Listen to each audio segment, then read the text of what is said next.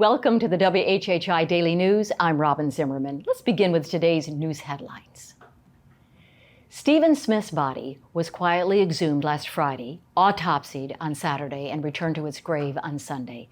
Mother Sandy Smith has also now announced a $35,000 reward for information leading to the arrest of any responsible party in Stephen's death. Sandy Smith has raised nearly $120,000 through a GoFundMe page for the exhumation, independent autopsy, and reward. SLED Chief Mark Keel reclassified Smith's death as a homicide.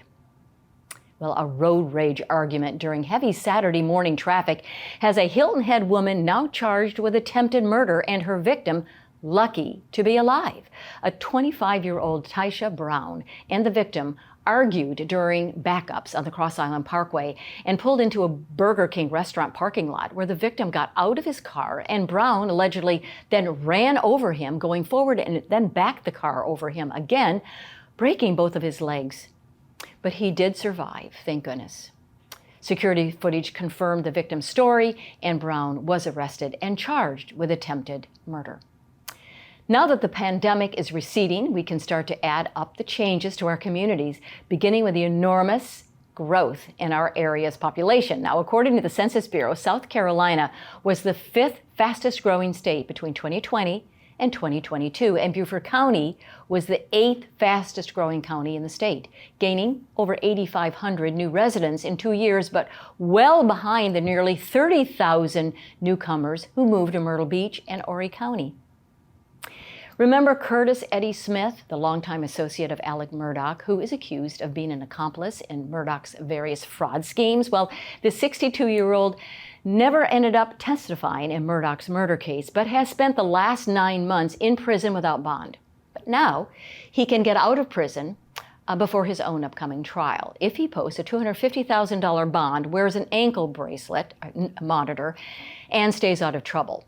He faces money laundering and insurance fraud charges for his part in Murdaugh's botched suicide attempt. Well, the Jasper County Coroner's Office is still trying to figure out the identity of a man who was struck and killed by a train in Hardyville over the weekend. The as yet unidentified black male, who appears to be in his late 30s or early 40s, was hit by a southbound CSX freight train, and his body was found about a mile south of the Main Street crossing overnight Sunday.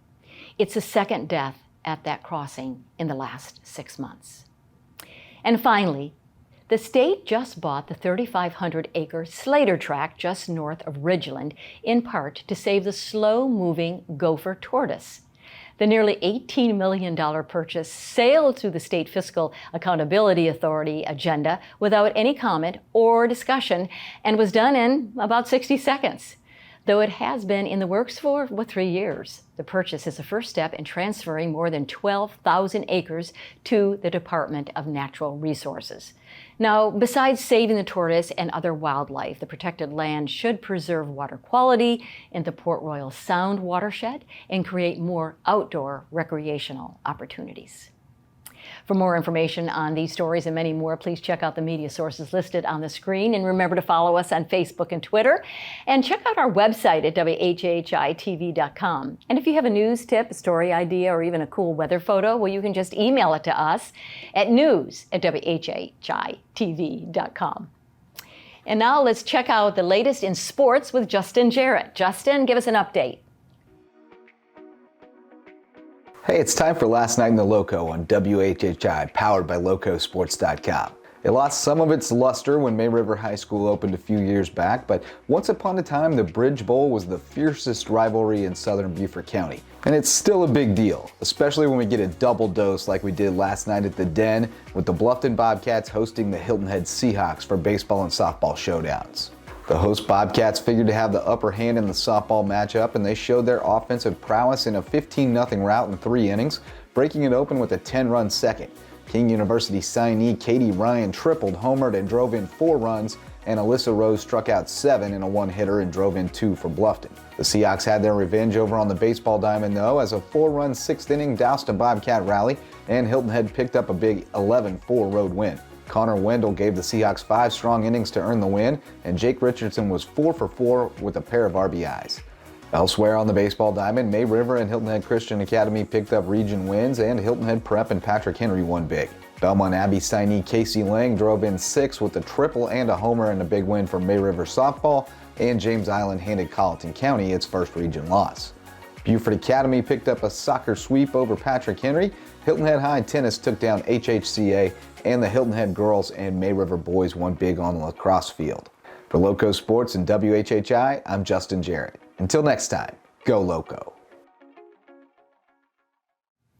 Thanks for that update, Justin. The weather's really been beautiful. Maria, you want to give us the latest?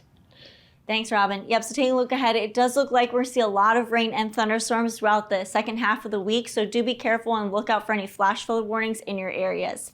Taking a look at Wednesday, however, it's going to be sunny to partly cloudy, with Hilton having a high of 79 and a low of 66, Bluffton's going to have a high of 83 and a low of 65, and Beaufort's going to have a high of 82 and a low of 65.